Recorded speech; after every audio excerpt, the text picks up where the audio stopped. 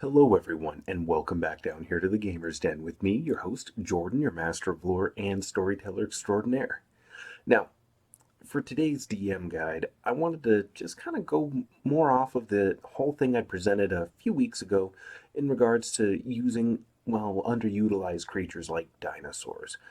It's not just limited to dinosaurs today, but I like adapting creatures for particular settings, changing things up because while there's nothing wrong with using the stock creatures in the different bestiaries, they're fantastic. There's a lot of variety. There's so much you can do, but it is worthwhile to change things up a little bit, to throw the unexpected at your players.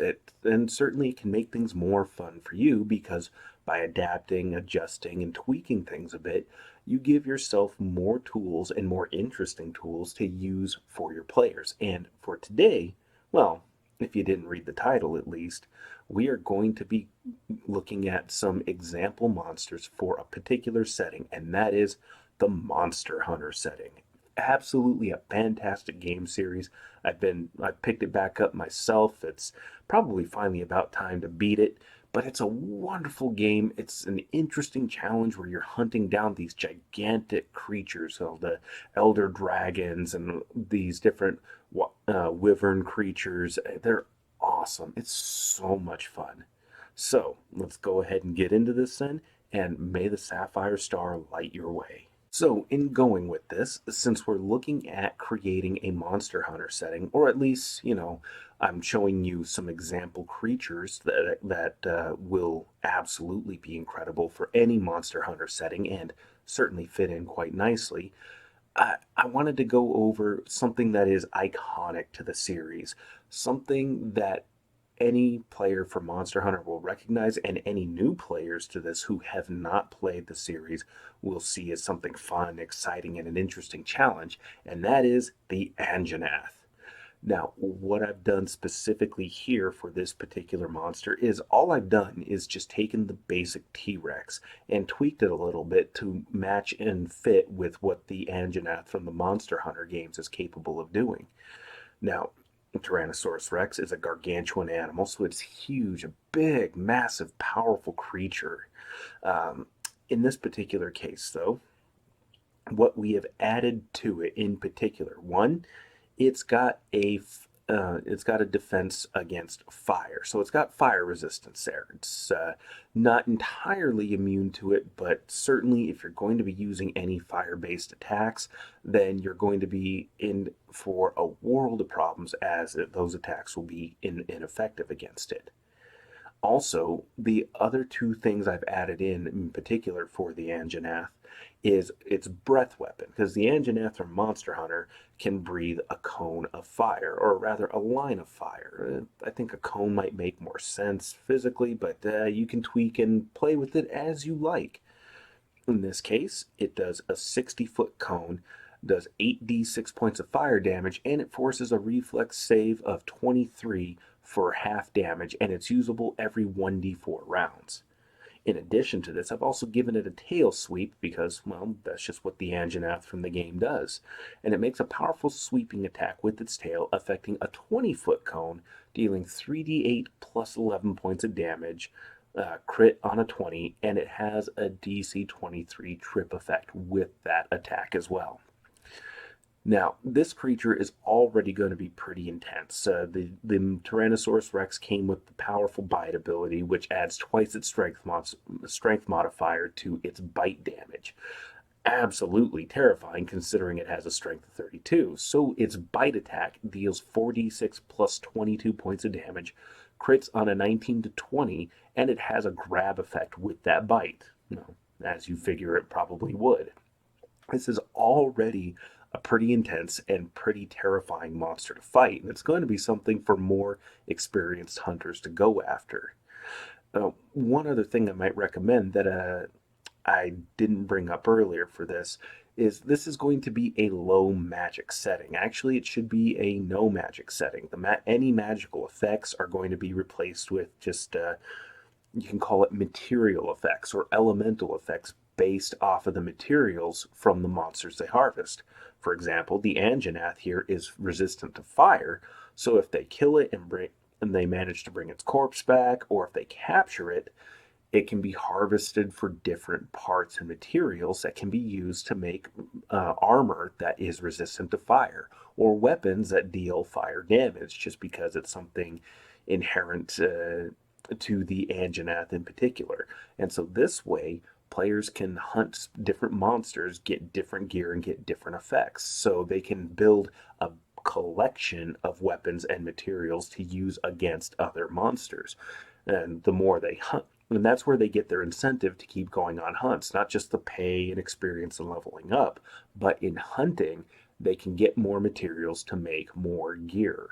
And you can even say if they want to gather rare or special materials, something that's harvested out of the earth, they have to go more remote, more ancient, powerful, almost eldritch areas that have some of the most dangerous monsters possible.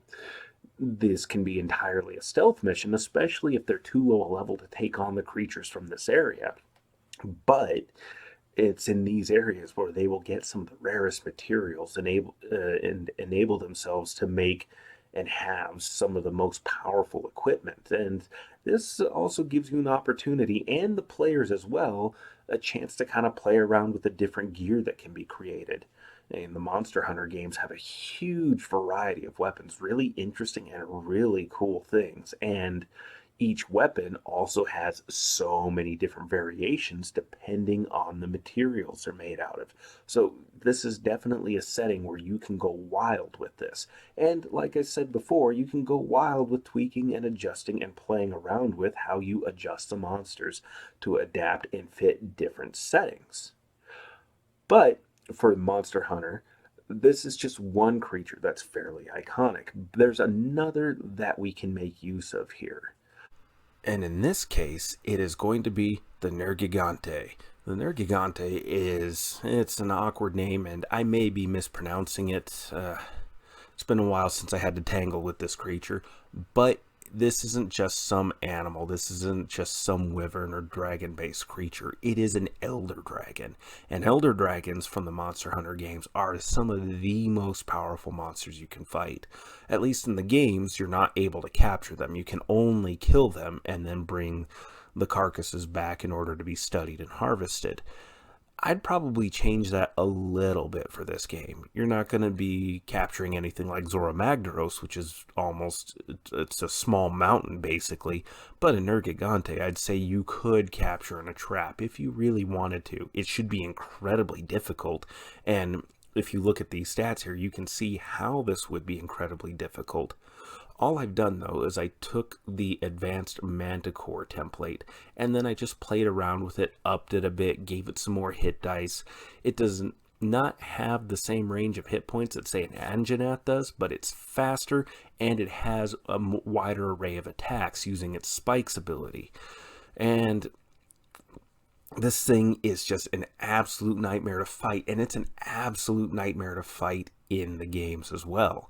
It's incredibly terrifying. I mean, its ability to shoot and fire spikes from different parts of its body, or if it grows all the spikes all along its body, its head, its legs, its tail, it'll swoop up and dive down in this pouncing attack that fires all the spikes in all directions, and it just deals massive damage, and more often than not will put down a character pretty damn fast. Usually in one hit, at least in my case, it was always one hit. I'd be dropped from it.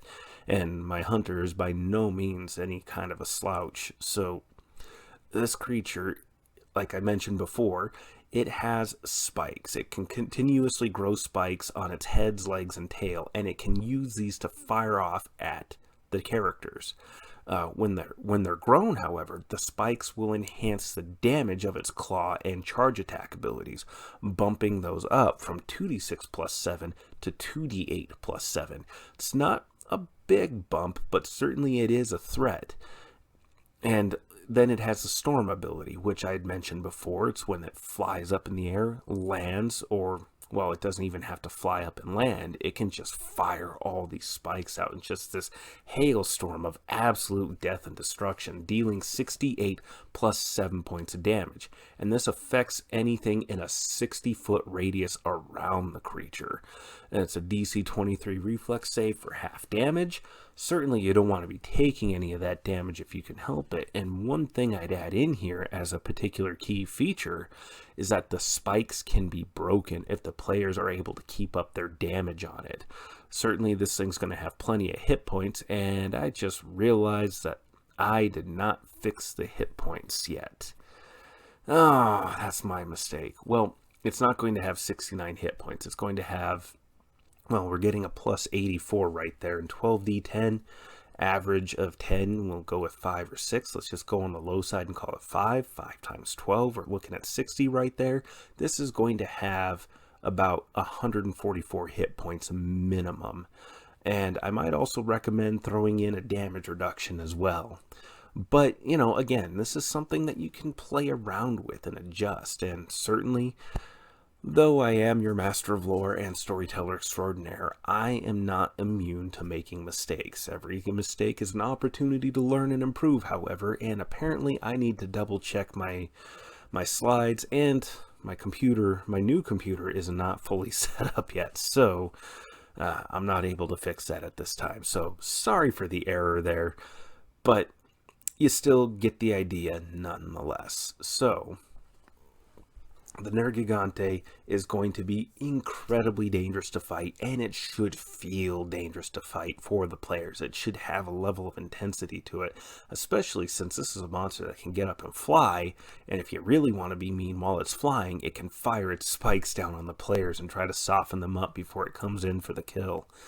Certainly would be a mean creature to have to fight, especially with its improved initiative and improved overrun ability, coupled with its charge attack using its spikes.